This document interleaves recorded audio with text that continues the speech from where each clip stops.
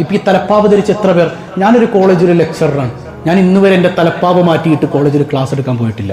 എന്നാൽ ഞാൻ പഠിപ്പിക്കുന്നത് ഭൂരിഭാഗവും ഹിന്ദുക്കളായ കുട്ടികളെയാണ്. ഇന്ന് വരെ എനിക്ക് തലപ്പാവ് മാറ്റി വെക്കേണ്ടി വന്നിട്ടില്ല, തല മറക്കാതെ പോകേണ്ടി വന്നിട്ടില്ല. അങ്ങനെ ഏത് ഫീൽഡിലും ആണായാലും പെണ്ണായാലും മതകീയ ചിഹ്നങ്ങളെ മാറ്റിവെച്ചെങ്കിലേ ഉയരൂ എന്നൊരു കോൺസെപ്റ്റ് ഇല്ല. അതൊക്കെ വരുമ്പോൾ നമ്മൾ ചിന്തിക്കണം. നമ്മൾ വലിയ വായിൽ പ്രസംഗിക്കും, നമ്മുടെ കുടുംബത്തിൽ എത്ര പേര് തലമറക്കുന്നുണ്ട്? തലമറക്കുക എന്ന് പറയുന്നത് ഒരു പെണ്ണിനെ സംബന്ധിച്ചിടത്തോളം നിർബന്ധമാണ്, ഇസ്ലാമിൽ നിർബന്ധമാണ്. ഒരു മുടി പോലും പുറത്ത് കാണിക്കൽ ഹറാമാണ് ഇസ്ലാമിൽ. എന്തുകൊണ്ടാണ് ഇസ്ലാമിനെതിരെ ഇത്രയും ആക്ഷേപങ്ങൾ വരുന്നത് നിങ്ങൾ ചിന്തിച്ചിട്ടുണ്ടോ? നിങ്ങൾക്ക് ഇസ്ലാം ഇസ്സത്തല്ലായിത്തീരുന്ന ഒരു കാലഘട്ടം വരും, ഇസ്സത്തല്ലാതായിത്തീരും. നിങ്ങൾക്ക് ഇസ്ലാമിന് വിലയില്ലാതെയാകും, ഇസ്ലാമിക ചിഹ്നങ്ങളോട് നിങ്ങൾക്കൊരു പുച്ഛം തോന്നും. അങ്ങനെ ഒരു കാലഘട്ടം വരുമ്പോൾ നിങ്ങളെ നമ്മളെ അല്ലാഹു തരം താഴ്ത്തി കളയുമെന്ന് സയ്യിദുനാ ഉമർ ഇബ്നുൽ ഖത്താബ്.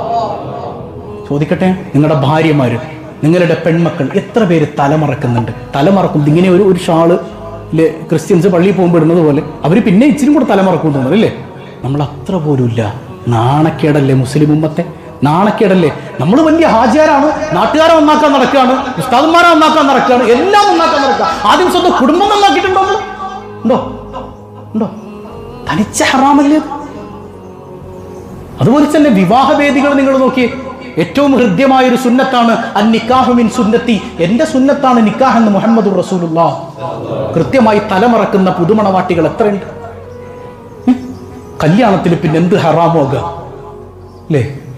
ആ കല്യാണത്തിൽ പിന്നെ വല്ല ബർക്കത്തുണ്ടാവൂ? പുതുമണവാട്ടിക്ക് തലമറക്കണ്ട, മുടി മുഴുവൻ പുറത്ത് കാണിക്കാമെന്ന് ഏത് മതമാണ് നിങ്ങളെ പഠിപ്പിച്ചത് സഹോദരങ്ങളെ? ഏത് മതമാണ്? പാപ്പമാരെ, നിങ്ങളോട് പറയട്ടെ, വിരല് കടിക്കുന്ന നമ്മൾ ഈ കഷ്ടപ്പെട്ട് വളർത്തുന്ന മക്കളുണ്ടല്ലോ, കഷ്ടപ്പെട്ട് വളർത്തുന്ന മക്കള് നിങ്ങൾക്ക് നേരെ വിരൽ ചൂണ്ടുന്ന ഒരു സമയമുണ്ടെന്ന് അല്ലാഹു റബ്ബുൽ ആലമീൻ ഖുർആനിലൂടെ പഠിപ്പിച്ചില്ലേ?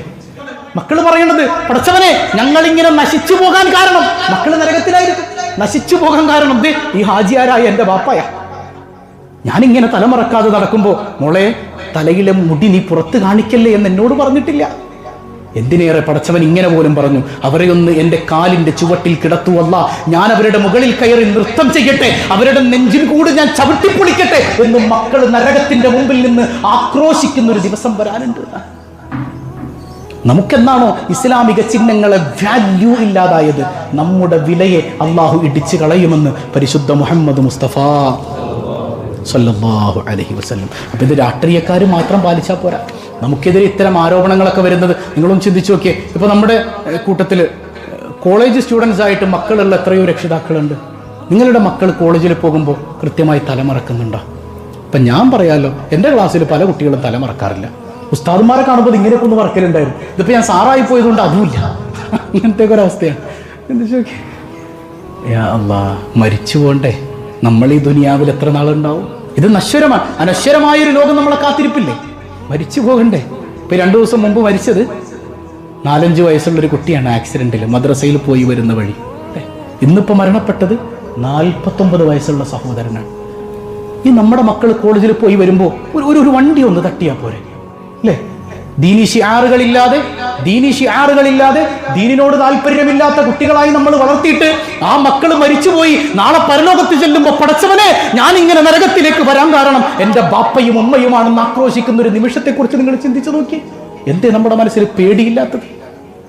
ആദ്യം കുടുംബം നന്നാക്കിയിട്ട് നാട്ടുകാരെ നന്നാക്കാൻ ഇറങ്ങണം. കുടുംബം നന്നാക്കിയിട്ട് പള്ളിയിൽ നന്നാക്കാൻ ഇറങ്ങണം. കുടുംബം നന്നാക്കാത്തവൻ നാട്ടുകാരെ മുഴുവൻ നന്നാക്കാൻ ഇറങ്ങിയാൽ ജൂതന്മാർക്ക് സമാനമാണെന്ന് മുഹമ്മദുർ റസൂലുള്ളാഹ്. സ്വന്തം കുടുംബത്തെ നന്നാക്കണം എന്നാണ്. അല്ലാഹു റബ്ബുൽ ആലമീൻ നമ്മളെ സ്വാലിഹീങ്ങളിൽ പെടുത്തുമാറാകട്ടെ.